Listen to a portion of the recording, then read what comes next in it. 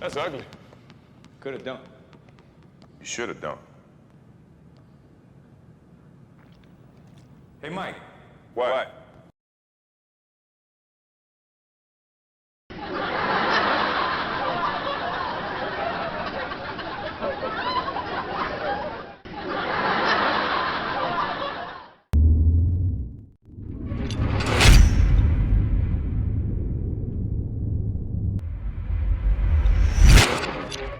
I mean, they couldn't make it more obvious. They have the two fit individuals actually exercising, one woman running and the other individual going all out on a cardio bike while the 300-pound woman is stretching. Am I alone here? Alright, what is up guys? Welcome back to Aegis Athletics. In today's video, we're going to be going over a recent ad by Gatorade. That's right, Gatorade. You remember the commercials with Michael Jordan and some top-level tennis stars and athletes across the world who were featured in their videos? Well, now, unfortunately, in 2022, we have this fat acceptance movement, and they're trying to squeeze their way, if you pardon the pun, into every single facet of life they can, especially the fitness facets of life. So, like I said, in today's video, we're going to be going over Gatorade's video, a few clips from Jubilee that I found interesting, and just kind of break it down from there. And if you guys haven't by now, make sure to subscribe if you're new, like the video if you enjoy, and comment down below. Let's begin. First of all and foremost, I want to come out and say that I have absolutely positively nothing against individuals actively trying to lose weight on a fitness journey and a health journey to reach goals, to improve their life, to improve their longevity, and to improve their overall functionality. Secondly, I do not make fun of people who go out of their way to actively exercise or to lose weight or to improve their lives. I simply call out the BS when I see it and how I see it. And Gatorade is absolutely throwing a boatload of BS in our faces. It's unfortunate that such a large company like Gatorade has to jump on the bandwagon and incorporate this new movement into their own products and videos. Like I said, I do not dislike people who are actively trying to change their lives for the better, but to have large companies, like I said, jump on this bandwagon is bad for all of us. You know, if she was actually on a cardio bike, if she was actually outside struggling, albeit, but running or jogging or speed walking, and maybe she looked down at her wrist to see like she was on her 15,000th step of the day, and she celebrates and rehydrates by drinking a Gatorade. And no, I'm not sponsored by Gatorade in any way, shape, or form, by the way, but that's a great ad right there. I mean, boom, 12 million views in 3 days. You know what I'm saying? There's ways to incorporate larger people into the fitness aspect, to include them in ads, to include them in videos, to include them in some ways, shapes, or forms, but you cannot ignore the fact that it is extremely unhealthy to continue being fat and pretend like you're exercise. It like cancels that out or something. Now, as unfortunate as it was for me to stumble across a Jubilee video, which, I mean, who really, I guess people like them. They get viewed millions and millions of times. I stumble across them, I watch PewDiePie watch them. But I did recently stumble across a Jubilee video. I promote healthy standards as an influencer.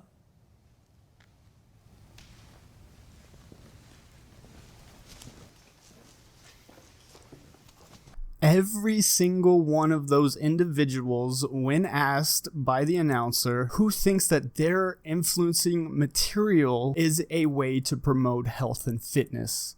And even these people who are 300 plus pounds and have been for a very long time are claiming that their content promotes health and fitness. Let's keep going. Or, you know, can I stick my foot in a blender?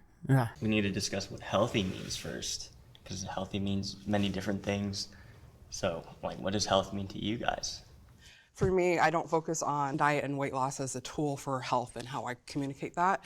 I focus on movement. I mean, let's face it, and I'm not trying to be mean here either, but of course you don't. Of course you find that focusing on health and movement rather than focusing on how much food you put in your gullet is what you're trying to promote. Like, I hate to have to continue to keep like my dad used to say, beating a dead horse, but to beat this horse again, I'm going to say that these people will continue these type of trends, will continue these type of ignorant statements, will continue these types of misinformation conquests, if you will, just to have to avoid any self-responsibility in the form of losing weight and admitting that their weight is a problem.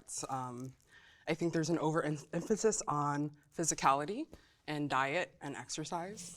A little bit about me is that I was a 3-sport athlete almost my entire life, went to college and played a sport. And then I decided, I've always been, a big person, and I was able to manipulate my weight because I also wrestled. So I would bulk up for football season, lose for wrestling, and rinse and repeat. Because of that, though, now my approach is really just about making sure that you take care of your total self. So your mind and your body, and also just making sure that you check in with, medical professionals. I work in healthcare, and so I don't tend to take advice from people who are not medical professionals. These are the same exact medical professionals that are telling 1,000-pound people, okay, not 1,000-pound, but the 1,000-pound sisters, the combined weight of 1,000, to lose weight extremely rapidly, to not drink diet sodas, to, like completely change how you're eating. Trust me, medical professionals have less know-how about nutrition than probably any professional field that I know, to be honest. I mean, realistically, none of them go to school. Less than 1% statistically go to school specifically for nutrition on top of their PhDs. That's real information. Look it up. Might link it down below if I remember. Regardless, though, this guy was a 3-sport top-tier athlete, okay? And somewhere along the line, because of Gatorade misinformation, because of the fat acceptance movement, because of all this crazy misinformation out there and the delusions of these people, this gentleman went from a 3-sport athlete to it's more about, your mind and your body, and not, how large you are when that is actually your body. Like, I don't understand it. He literally admits it's about your mind and body. Your body cannot be greatly connected to your mind when there is about 150 pounds of fat in between you and it. Jokes aside, though, I don't understand how people can go from a general understanding of health to a new and deproved, I don't even know if that's a word, but literally a downgraded version of what we understand as health today. The America, like I said in my last video, you guys can check that out, tag up there, 69% of the United States inhabitants are overweight or obese, and misinformation like he's spreading, misinformation like the other individuals spreading, those are the reasons that we're seeing an influx. The medical doctors that have no idea how to lose weight and just push pills at you, the nutritionists that tell you you can lose spot belly fat and have no idea how to actually lose weight and maintain those for long-term goals or lifestyles. It's ridiculous that I'm sitting here, no degree in nutrition, no diploma in any type of endocrinology, no degree in any type of biology or anything like that, actually understands more truths and facts, 100% provable facts, than doctors, medical professionals,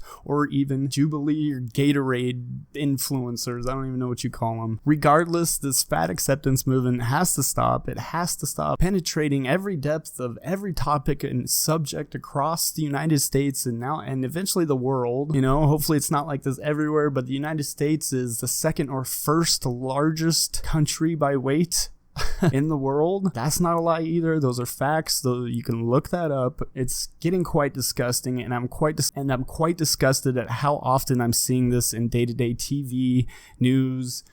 Even the channels that are supposed to be about reality and facts and hardcore science and biology are swaying from being those factual, foundations that we can all look to and understand and have a general understanding of all of these things. But I guess it's 2022 where it's now considered healthy to be fat, as long as you're moving, I guess, right? Which they don't do much anyways.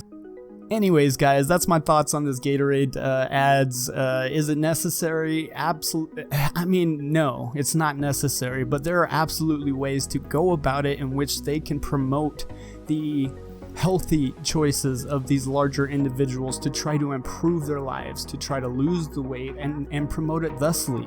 I mean, rather than like inputting them into the situations like it's already a healthy thing is not good for anyone. It promotes obesity, it promotes overeating and acceptance of unhealthy habits and behaviors. Alright guys, that's it for today's video. Make sure you smash that like button like these people smash a 12-pack of chocolate glazed donuts. Make sure to subscribe as well if you are new, and I will see you guys in the next one. Peace.